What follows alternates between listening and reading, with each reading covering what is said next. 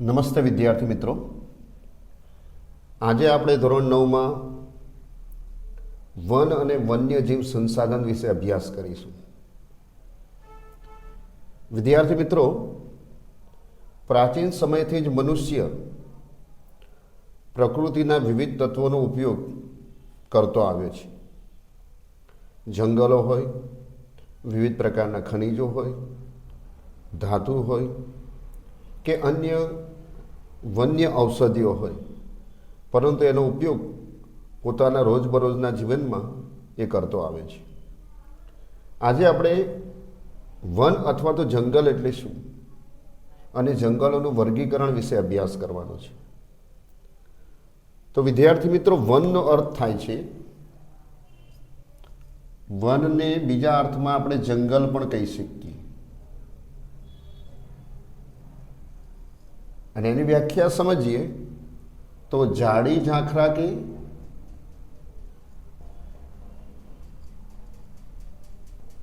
વનસ્પતિનો સમૂહ, વનસ્પતિનો સમૂહ જેને વન અથવા તો જંગલ તરીકે ઓળખવામાં આવે છે. પરંતુ જે વનસ્પતિ મનુષ્યના પ્રયત્ન વિના ઉગી નીકળતી હોય તેને કુદરતી વનસ્પતિ તરીકે ઓળખવામાં આવે છે, અથવા તેને અક્ષત વનસ્પતિ તરીકે પણ ઓળખવામાં આવે છે. જે વનસ્પતિ પોતાની મેળે ઉગી નીકળતી હોય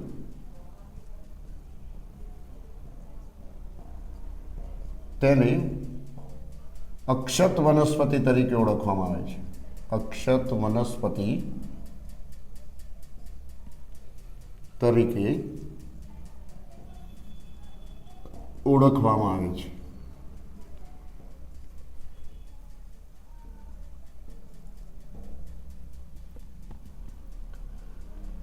તો વન અથવા તો જંગલો આપણને અનેક રીતે ઉપયોગી છે. મનુષ્યની રોજબરોજની આર્થિક પ્રવૃત્તિ હોય, ખોરાક હોય, ઉદ્યોગો માટેનો કાચો માલ હોય, આ બધું જ વન અથવા તો જંગલોમાંથી પ્રાપ્ત કરે છે. હવે જંગલોનું આપણે વર્ગીકરણ સમજીએ.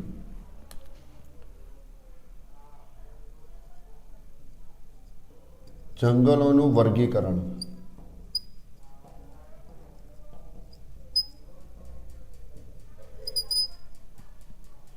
બે રીતે કરવામાં આવે છે.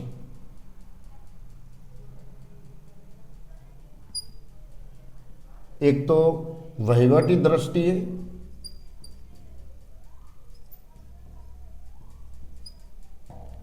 અને બીજું છે માલિકીની દ્રષ્ટિએ.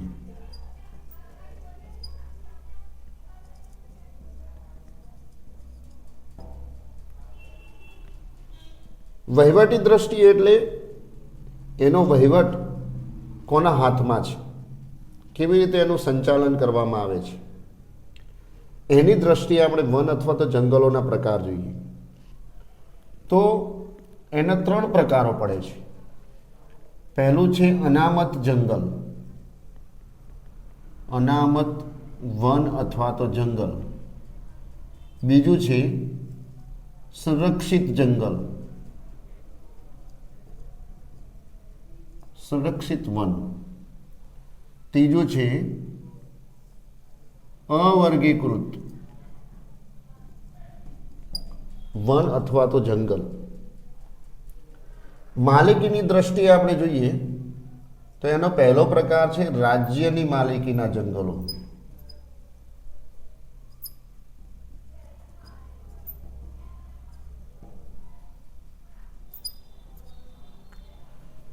બીજું છે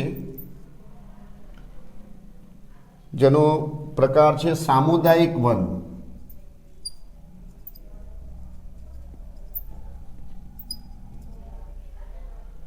અને ત્રીજું છે જેને આપણે ખાનગી જંગલ કહીશું.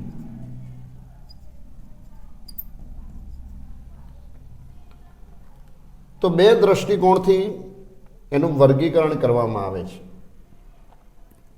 અનામત જંગલ એટલે શું? સૌ પ્રથમ આપણે એની વ્યાખ્યા સમજીએ કે જે જંગલો સરકારી નિયંત્રણ હેઠળ હોય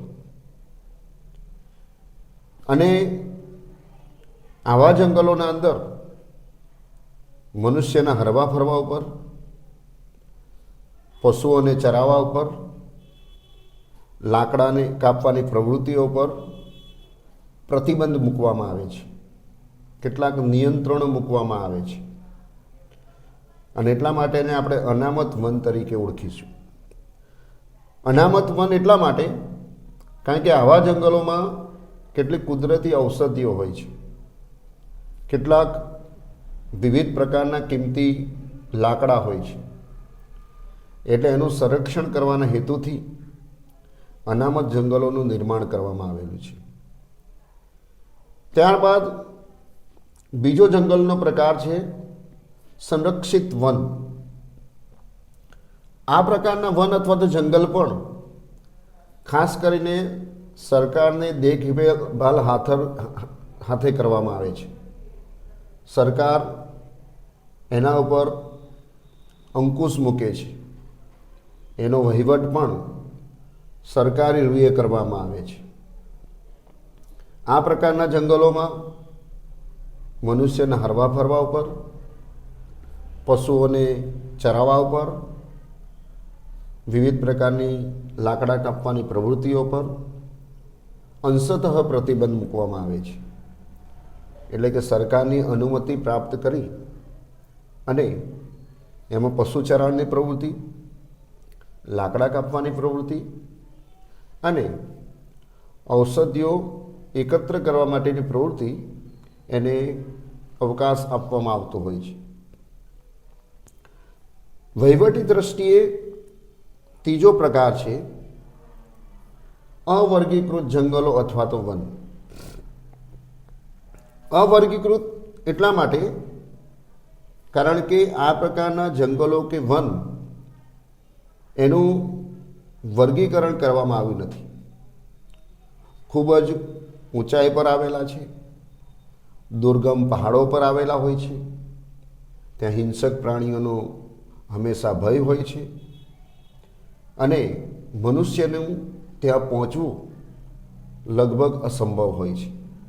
અને એટલા માટે આ પ્રકારના જંગલો કે વન એનું વર્ગીકરણ કરવામાં આવ્યું નથી હોતું અને એટલે એને આપણે અવર્ગીકૃત જંગલ તરીકે ઓળખી શકીએ છીએ.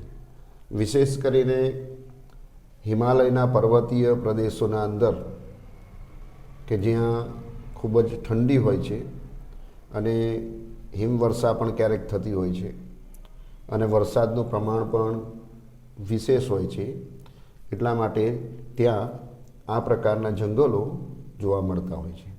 એટલે અહીંયા આપણે વહીવટી દ્રષ્ટિએ 3 પ્રકારના જંગલોની ચર્ચા કરી: અનામત જંગલ, સંરક્ષિત જંગલ અને અવર્ગીકૃત જંગલ. હવે માલિકી અથવા તો એને બીજા અર્થમાં આપણે વ્યવસ્થાપન કહીશું.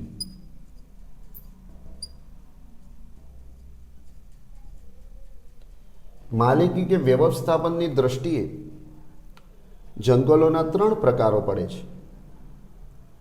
પહેલું છે રાજ્યની માલિકીના જંગલો. ખાસ કરીને આ પ્રકારના જંગલો કેન્દ્ર સરકાર કે રાજ્ય સરકાર હસ્તક હોય છે. આ પ્રકારના જંગલો એ જે તે રાજ્યની હદમાં અથવા તો 2 રાજ્યની હદમાં એ સંકળાયેલા હોય છે અને આવા જંગલોમાં પણ વિશેષ કરીને સરકારની પરવાનગી વગર કોઈ પણ પ્રકારની જંગલ વિરોધી પ્રવૃત્તિઓ થતી નથી. ત્યાં લાકડા કાપવાની પ્રવૃત્તિ હોય અથવા તો પશુઓને ચરાવવાની બાબત હોય તો એમાં પણ સરકારના દ્વારા કેટલાક પ્રતિબંધો મૂકવામાં આવ્યા હોય છે અને એટલા માટે એને આપણે રાજ્યની માલિકીના જંગલો તરીકે ઓળખીશું. બીજું છે સામુદાયિક વન. સામુદાયિક વન વિશેષ કરીને જુદા જુદા પ્રકારની જે સ્થાનિક સ્વરાજ્યની સંસ્થાઓ છે ગ્રામ પંચાયત, તાલુકા પંચાયત, નગરપાલિકા, મહાનગરપાલિકા એના હસ્તક હોય છે. અને આવા જંગલોનું પ્રમાણ પણ આપણા દેશના અંદર લગભગ દરેક રાજ્યના અંદર આવા સામુદાયિક વન જોવા મળે છે. સામુદાયિક વનમાં પણ કેટલાક નિયંત્રણો જુદી જુદી સ્થાનિક સંસ્થાઓના માધ્યમથી એના પર નિયંત્રણ મૂકવામાં આવતું હોય છે. ત્યારબાદ ત્રીજા છે ખાનગી જંગલો. આપણા દેશમાં કેટલાક ખાનગી માલિકીના જંગલો પણ જોવા મળે છે. જેમ કે પંજાબ છે, હરિયાણા છે, ઉત્તર પ્રદેશ છે, ત્યાં આવા ખાનગી જંગલો જોવા મળતા હોય છે. અને આવા જંગલોમાં પણ વિશેષ કરીને ત્યાં વનસ્પતિનો ઓછો વિકાસ પણ જોવા મળે. કેટલીક જગ્યાએ ક્ષત વિક્ષત પરિસ્થિતિના અંદર ખાનગી જંગલો જોવા મળતા હોય છે. એટલે માલિકીની દૃષ્ટિએ આપણે 3 પ્રકારના જંગલોની વાત કરી: રાજ્યની માલિકી, સામુદાયિક વન અને ખાનગી. હવે આપણે જોઈએ નિર્વનીકરણ. નિર્વનીકરણ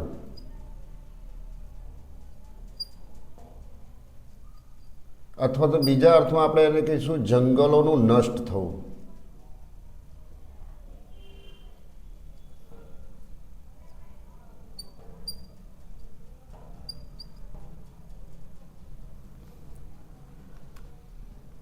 તો નિર્વનીકરણની સમસ્યા એ માત્ર આપણા દેશની જ નહીં પરંતુ સમગ્ર વિશ્વની સમસ્યા છે. ઘણી વખત જંગલો એ માનવીની પર્યાવરણ વિરોધી પ્રવૃત્તિના કારણે પણ નાશ પામે છે.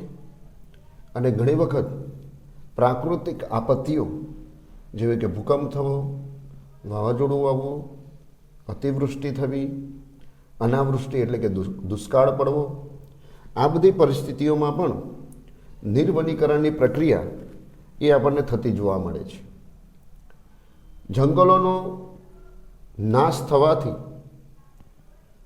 મનુષ્ય જીવન ઉપર અને પર્યાવરણ ઉપર ઘણી બધી વિઘાતક અસરો થતી હોય છે.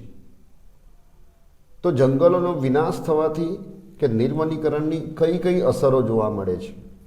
તો નિર્વનીકરણની અસરો આપણે જોઈએ. નિર્વનીકરણની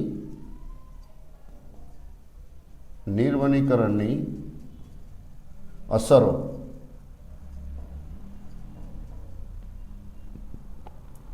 સૌથી પહેલી અસર તો એ છે કે વાતાવરણમાં કાર્બન ડાયોક્સાઇડનું પ્રમાણ વધે છે.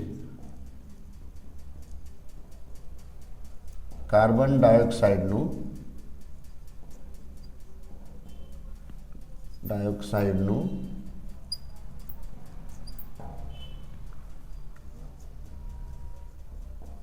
પ્રમાણ વધે છે. કારણ કે વન અથવા તો જંગલોમાં જે વનસ્પતિ છે એ પર્યાવરણને ઓક્સિજન પૂરો પાડે છે અને કાર્બન ડાયોક્સાઇડનું શોષણ કરે છે.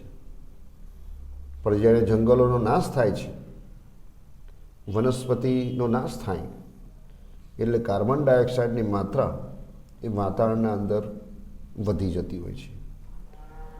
બીજી એની અસર છે ગ્રીન હાઉસ ઇફેક્ટ થાય છે.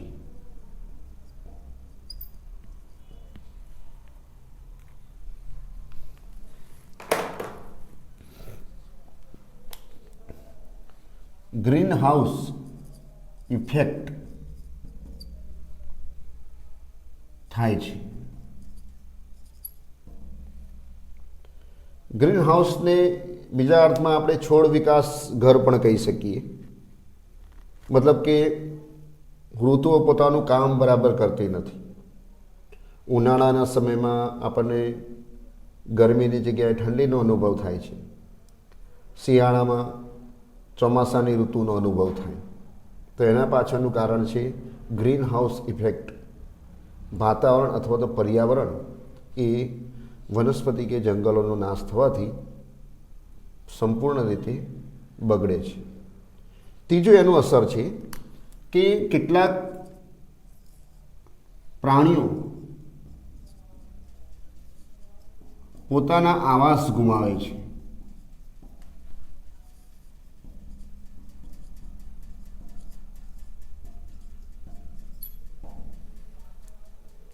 ઘણી વખત નિર્વનીકરણના કારણે કેટલાક પાલતુ પ્રાણીઓ હોય, હિંસક પ્રાણીઓ હોય, એ પોતાના કુદરતી આવાસો ગુમાવે છે. અને ઘણી વખત એવું પણ બનતું હોય છે કે આવા પ્રકારના પ્રાણીઓ એ આસપાસ ગ્રામ્ય વિસ્તારના અંદર જઈ ચડે છે અને ત્યાંના જે પાલતુ પ્રાણીઓ હોય એનું મારણ કરે છે અને નુકસાન પહોંચાડતા હોય છે. નિર્વનીકરણની ચોથી એક અસર આપણને જોવા મળે કે જમીનની ફળદ્રુપતા ઘટે છે.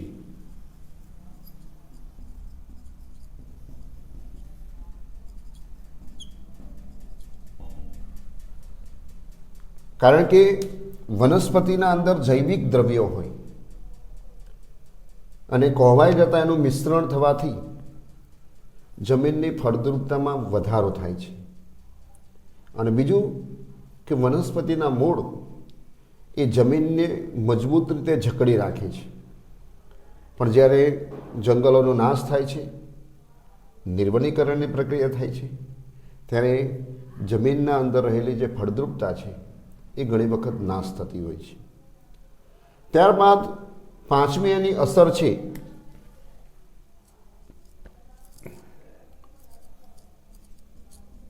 કુદરતી વનસ્પતિ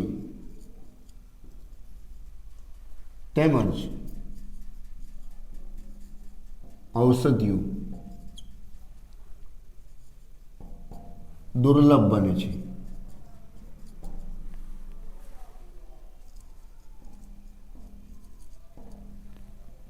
આપણને જ એક દુર્લભ અસર આપણને જોવા મળે છે.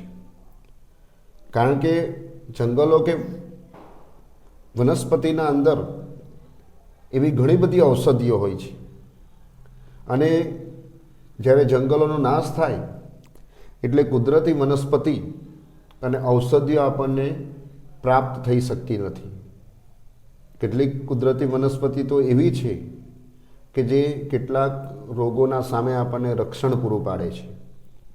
એટલે નિર્વનીકરણની પ્રક્રિયાના કારણે આ પણ એક આપણને અસર જોવા મળે છે.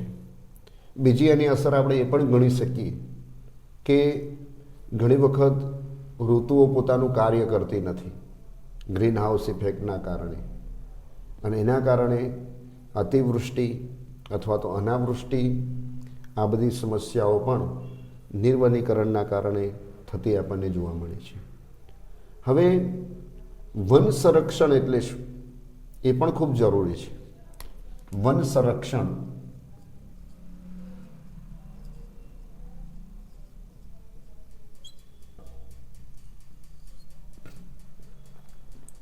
ઓગણીસો ને 52 આપણે રાષ્ટ્રીય વન નીતિ નક્કી કરવામાં આવી અને આ વન નીતિ પ્રમાણે કોઈ પણ રાષ્ટ્રના વિકાસ માટે 33% વન અથવા તો જંગલો જરૂરી છે.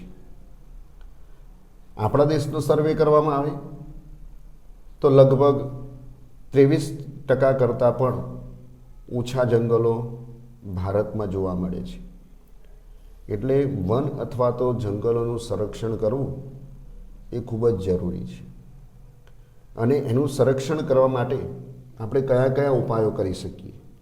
તો પહેલો ઉપાય છે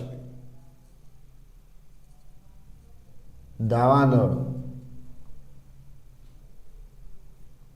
દાવાનળને નિયંત્રણ કરવા માટે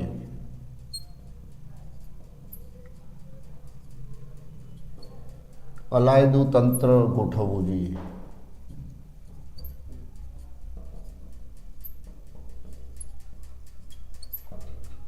દાવાનળનો અર્થ થાય છે જંગલમાં લાગતી આગ. ઘણી વખત વનસ્પતિનું ઘર્ષણ થવાથી ઉનાળાની ઋતુમાં ગરમીના કારણે જંગલોમાં આગ લાગે છે અને એના કારણે લાખો હેક્ટર જમીન ઉપર આવેલી વનસ્પતિ એ નાશ પામતી હોય છે. કેટલાક દુર્લભ પ્રાણીઓ, પશુ પક્ષીઓ, જીવજંતુઓ એને પણ નુકસાન થાય છે. એટલે દાવાનળને નિયંત્રણમાં લેવા માટે એક અલાયદું એટલે એક અલગ જ પ્રકારનું તંત્ર એ ગોઠવવું જોઈએ. બીજો ઉપાય છે પશુ ચરાણ પર પ્રતિબંધ મૂકવો જોઈએ. પશુ ચરાણની પ્રવૃત્તિ પર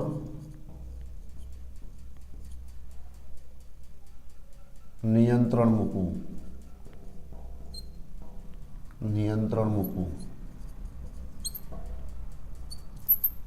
આ પણ ખૂબ જરૂરી છે. આપણા દેશમાં 4% જમીન ગોચર જમીન છે પશુઓને ઘાસચારો ચરાવવા માટે. પણ આપણો દેશ કૃષિ પ્રધાન દેશ છે, પશુઓની સંખ્યા પણ વધારે છે અને એટલા માટે ઘાસચારાની પૂર્તિ માટે ઘણી વખત વન અથવા તો જંગલોનો સહારો લેવો પડે છે અને અતિશય પશુનું ચરાણ થવાના લીધે પણ જમીન બિલકુલ ખુલ્લી પડી જાય છે અને રણ પણ આગળ વધતું આપણને જોવા મળે છે. એટલે પશુઓની ચરાણ પ્રવૃત્તિ પર નિયંત્રણ મૂકવું જોઈએ. ત્રીજો મહત્વનો ઉપાય છે કે બળતણ માટેના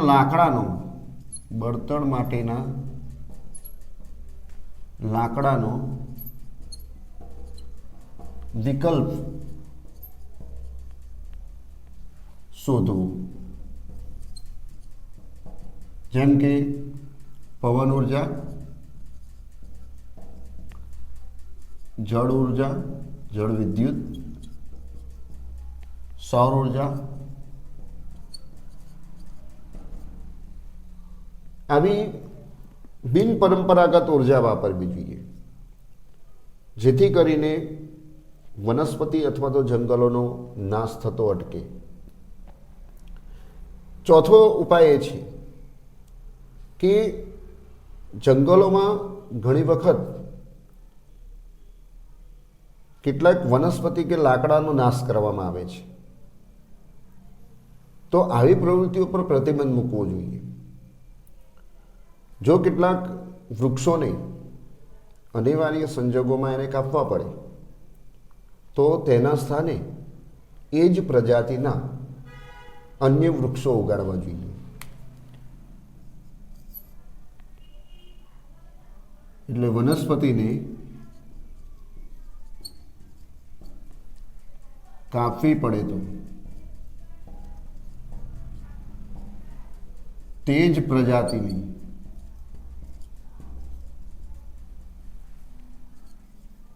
વનસ્પતિ ઉગાડવી.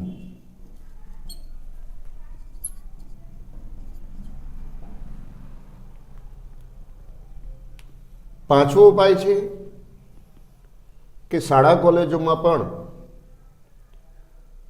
વિદ્યાર્થીઓનો જે અભ્યાસક્રમ છે તેમાં વન સંસાધનનું મહત્વ સમજાવવું જોઈએ. કારણ કે આજનો વિદ્યાર્થી એ આવતીકાલનો નાગરિક છે, આવતીકાલનું ભવિષ્ય છે. જો એને વન કે જંગલોનું મહત્વ સમજાવવામાં આવે તો ભવિષ્યમાં વનનું એ સંરક્ષણ કરશે અને જંગલોને બચાવશે. એટલે આ બાબત પણ ખૂબ જ જરૂરી છે. ત્યારબાદ વિવિધ પ્રકારના પ્રચાર માધ્યમો દ્વારા પણ વન સંરક્ષણ અંગેના ઉપાયો કરવા જોઈએ. ટીવી હોય, રેડિયો હોય, સમાચાર પત્રો હોય, એમાં પણ લોકોમાં જાગૃતિ આવે તે માટેના પ્રયત્નો આપણે ચોક્કસપણે કરવા જોઈએ. ત્યારબાદ કેટલાક વનસ્પતિ કે વૃક્ષો એ કેટલાક જીવાણુના કારણે નાશ પામે છે. તો આવી નાશ પામતી વનસ્પતિ એને આપણે અટકાવવી જોઈએ અને એની સ્થાને એ જ પ્રજાતિની બીજી વનસ્પતિને ઉગાડવા માટેનો પ્રયત્ન આપણે કરવો જોઈએ. ખાસ કરીને આપણા દેશના અંદર વિવિધ ધાર્મિક સ્થળોએ મેળાઓ યોજવામાં આવે છે અને આ મેળાઓમાં પણ કચરાનો નિકાલ કરવામાં આવે છે, જે વનસ્પતિ કે જંગલોને નુકસાન પહોંચાડે છે, પર્યાવરણને બગાડે છે. એટલે આવા પ્રકારના કેટલાક મેળાઓ પર પણ સરકારે પ્રતિબંધ મૂકવો જોઈએ, અથવા તો ત્યાં યોગ્ય પ્રમાણમાં પર્યાવરણને સંરક્ષણ થાય તે પ્રકારની વ્યવસ્થાઓ પણ કરવી જોઈએ.